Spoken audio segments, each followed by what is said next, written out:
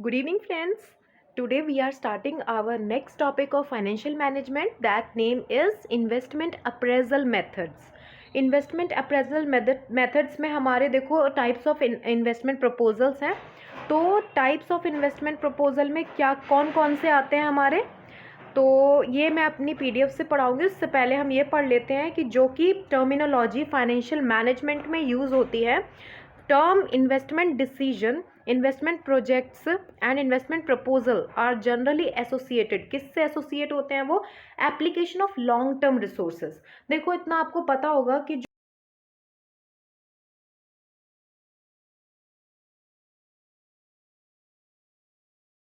ठीक है, आपको मतलब लॉन्ग टर्म चीज़ें, लॉन्ग टर्म में आपको इन्वेस्ट करनी है अपनी कैपिटल फंड्स. ठीक है, अब लॉन्ग टर्म क्या होता है? नॉट टेरा, it's long term. There is no hard and fast rule to define it, but by common practice, अगर हम कॉमन प्रैक्टिस से कहें तो in accordance with the financing policies practices regulation of financial institution and banks a period of 10 years और above, जिसको हम कहते हैं लॉन्ग टर्म. ठीक है, इसलिए ये सारे प्रपोजल जो हैं after a period of 1 year और मोर देन 1 ईयर. ठीक है, हमेशा ये 1 साल से ज़्यादा के लिए ही होते हैं. जनरली हम इनको मानकर चलते हैं कि ये 10 ईयर्स के लिए होते हैं. ठीक है, इतना तो कॉमन हो गई. अब देखो नेक्स्ट है हमारा पर्पस. क्या है इसके लॉन्ग टर्म पर्पसेस? तो एक्सपेंशन हो सकता है, डाइवर्सिफिकेशन हो सकता है, रिप्लेसमेंट हो सकता है, या फिर रिसर्च और डेवलपमेंट हो सकता है. उससे पहले मैं आपको पढ़ा दूँ इन्वेस्टमेंट प्रपोजल के टाइप्स. ये देखो, the following points highlight the top 7 methods used for evaluating. कौन कौन से? पे back period method, accounting rate of return method, net present value method. आपने ये सारे बीकॉम में भी पढ़े होंगे और 12th में भी अगर थोड़ा बहुत ओवरव्यू मिला होगा. इंटरनल रेट ऑफ रिटर्न, पे बैक हो गया, profitability index, discounted pay back और एडजस्टेड प्रेजेंट वैल्यू मेथड. अब देखो पे बैक पीरियड. सबसे पहले मैं क्वेश्चंस के साथ कराऊंगी इस टॉपिक को ख़त्म, ताकि साथ के साथ आपके कैलकुलेशन वाले क्वेश्चंस भी क्लियर होते चलें. पे बैक पीरियड मेथड में क्या होता है? जनरली ईयर्स में ऑब्वियसली एक्सप्रेस होता है. ठीक है, हम क्या लेते हैं? Cash inflow from capital invest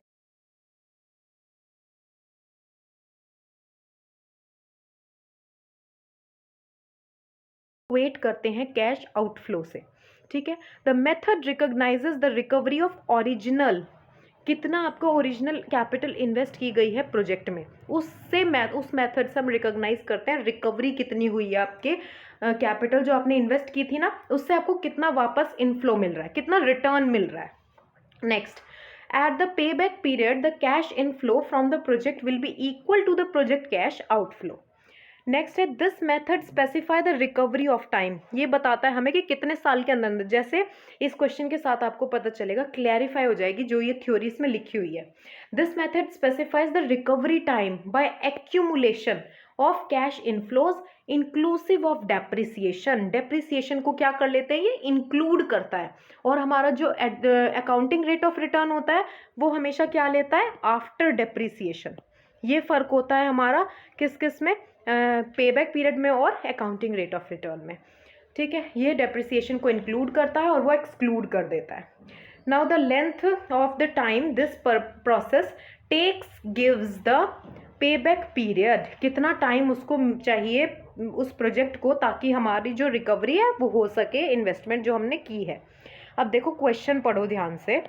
question कह रहा है एक प्रोजेक्ट है जिसने इन्वॉल्व किया है total initial expenditure of ₹2 lakh and it is estimated to generate future cash inflow of 30,000, 38,000, 25,000, 22,000, 36, 40, 40, 28, 24 and 24 in its last year.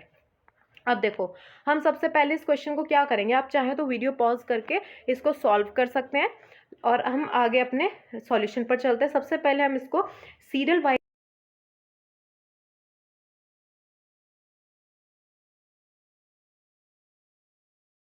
Last 6 year का देखो. इन 6th ईयर 1,91,000 रिकवर हो गए हमारे. अब आप कहोगे कैसे पता चले रिकवर हो गए, देखो सिक्स्थ देखो 1,91,000। अब पे बैक पीरियड जब हम निकालेंगे तो कैसे निकालेंगे, 6 प्लस, अब आप बोलोगे कि यहाँ पे ये जो डिनोमिनेटर होता है यहाँ पे क्या लिखें और डिनोमिनेटर में और न्यूमरेटर में दोनों में क्या लिखें। तो बहुत ही इजी मेथड है, जो भी आपका टाइम आया है ना उसको रिकवरी के लिए, क्यों, क्योंकि 2 लाख थी ना हमारी इनिशियल इन्वेस्टमेंट, तो इसको देखेंगे ना कि हाँ हमारी इतने में कवर हो रही है, 6 ईयर्स में कवर हो रही है, ठीक है।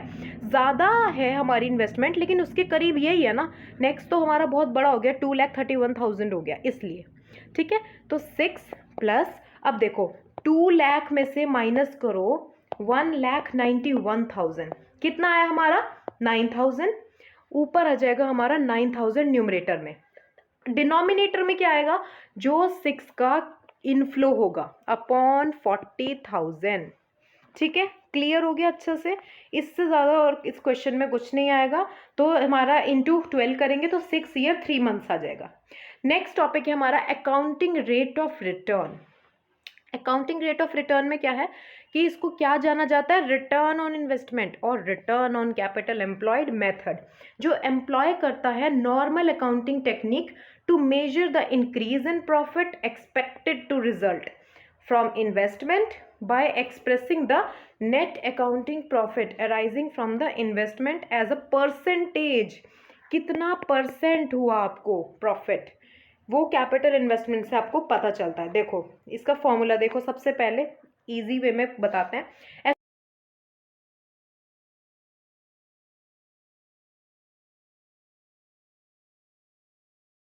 टैक्स के बाद, ठीक है, और एवरेज और इनिशियल इन्वेस्टमेंट, ठीक। एवरेज इनिशियल इन्वेस्टमेंट का फॉर्मूला होता है हमारा टोटल जो इनिशियल इन्वेस्टमेंट है और अपॉन में 2, ठीक है। मतलब जैसे 2 लाख था ना, तो उसका जब आप अपॉन 2 करोगे तो हमारा 1 लाख हो जाएगा एवरेज इनिशियल इन्वेस्टमेंट, ठीक है, और इनटू 100। नेक्स्ट है एवरेज इन्वेस्टमेंट। देखो जब हमारी इनिशियल इन्वेस्टमेंट दी है, सैल्वेज वैल्यू अगर इन केस में दी हुई है, ठीक है, तो इन दोनों को प्लस करके अपॉन में कर देंगे 2। अगर नहीं है सैल्वेज वैल्यू तो सिर्फ इनिशियल इन्वेस्टमेंट अपॉन में 2। नाउ आप क्वेश्चन के साथ सॉल्व करते हैं। एक मशीन अवेलेबल है, परचेज जो हुई थी एट अ कॉस्ट ऑफ ₹80,000, और अब हम एक्सपेक्ट कर रहे हैं कि उसकी लाइफ 5 साल की है। उसका स्क्रैप वैल्यू उसने दे दिया है 10,000।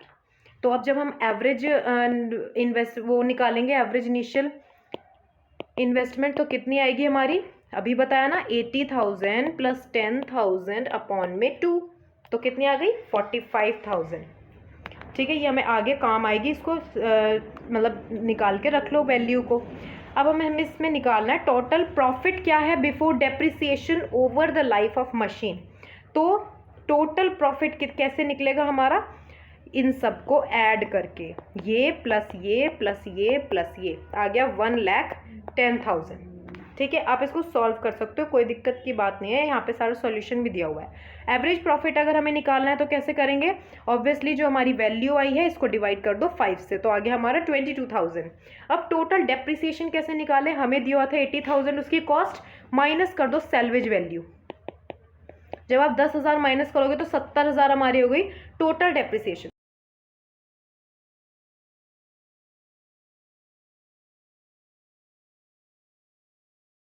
डेप्रिसिएशन के चैप्टर में पढ़ाया था ना, जिसमें WDV और SLM वाले जो हमने किए थे डेप्रिसिएशन के methods. Next average annual profit after depreciation.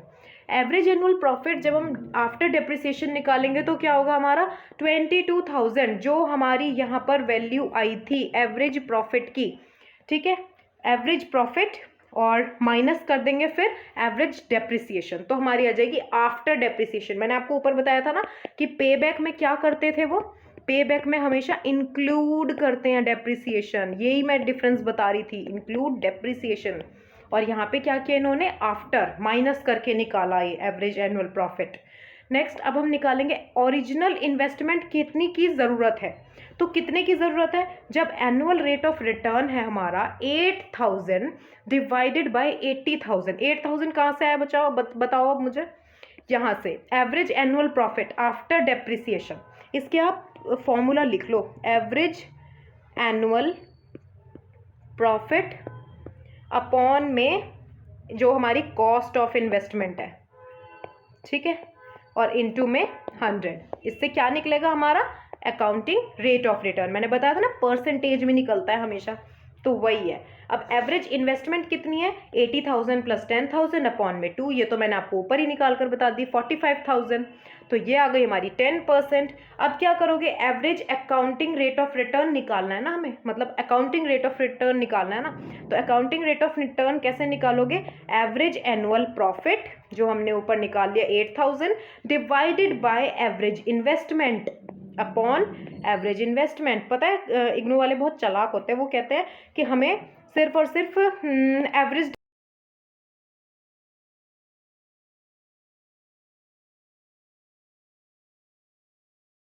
जरूरत नहीं होती, ठीक है, तो सिर्फ यहाँ तक का हमें फॉर्मूला याद करना पड़ता है। क्या होता है कि 22,000 क्या आया था हमारा एवरेज प्रॉफिट, और माइनस कर दिया हमने एवरेज डेप्रिसिएशन, तो आ गया average annual profit after depreciation, ठीक है।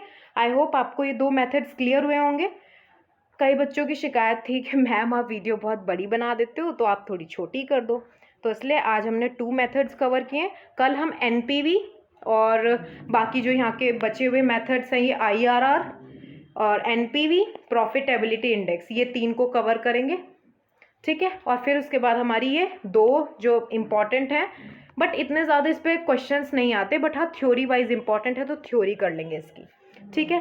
और अपना ये investment type of investment proposal है ना, इसके एक्सपेंशन, डाइवर्सिफिकेशन, रिप्लेसमेंट और आर&डी, ये हम कल डिस्कस करेंगे। आप पढ़ के आ सकते हो, कोई दिक्कत नहीं है, बहुत इजी कंसेप्ट है, आपको पढ़ के समझ आ जाएगा। जैसे मैं आपको पढ़ के बताती हूँ कि ये इसके जो मैन्युफैक्चरिंग यूनिट होती है, इसमें अगर आप 1 लाख यूनिट्स पर ईयर कर रहे हो प्रोड्यूस, और अचानक आपको इंटेंशन आई कि क्यों ना हम डबल कर दें, यानी कि 2 लाख कर दें।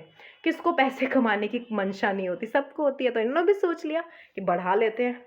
तो अब क्या होगा, फंड्स की भी तो ज़्यादा ज़रूरत होगी, वेरिएबल कॉस्ट भी तो बढ़ जाएगी हमारी, फिक्स्ड कॉस्ट तो चलो फिक्स रहेगी, ठीक है, लेकिन सेमी फिक्स्ड कॉस्ट जो आधी वेरिएबल और आधी फिक्स्ड है वो तो चेंज होती रहेगी, वो भी तो बढ़ेगी फिर, ठीक है।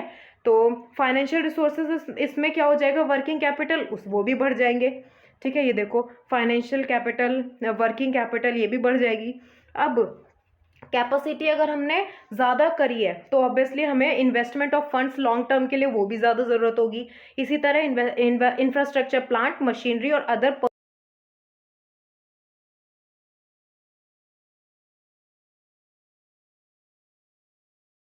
इसलिए हम क्या करते हैं, प्रोजेक्ट नहीं इंक्लूड करते, मतलब प्रोजेक्ट में ज़्यादा इन्वेस्टमेंट नहीं इंक्लूड करते फिक्स्ड एसेट पे, लेकिन हम क्या कर लेते हैं, वर्किंग कैपिटल को भी हम इंक्लूड नहीं कर पाते। But also an increase in, ये कह रहा है, इस लाइन का ये मतलब है कि जो प्रोजेक्ट में हम बढ़ाना चाहते हैं ना वैल्यू, वो सिर्फ एक एक्सपेंडिचर ऑन फिक्स्ड एसेट ही नहीं बढ़ाता, बल्कि वर्किंग कैपिटल भी उसको ज़्यादा चाहिए होती है। इसलिए हमें सोचना पड़ता है, अगर हमें एक्सपेंशन करना है, डाइवर्सिफिकेशन करना है, इसमें भी यही है सेम केसेस, ठीक है, बस लैंग्वेजेस चेंज हैं और आर&डी भी। नेक्स्ट हम करेंगे कल need for appraisal, project report, relevant data, initial investment outlay, subsequent, ये सब, इन सब के बारे में थ्योरी जो है ना, थ्योरी पार्ट इसको कवर करेंगे कल क्वेश्चंस के साथ।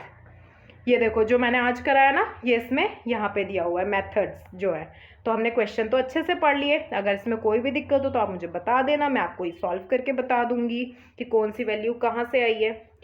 सो ARR तक हमारा हो गया ये, फिर कल हम अपना DCF स्टार्ट कर लेंगे, NPV कर लेंगे, ठीक है। चलो, thank you so much friends.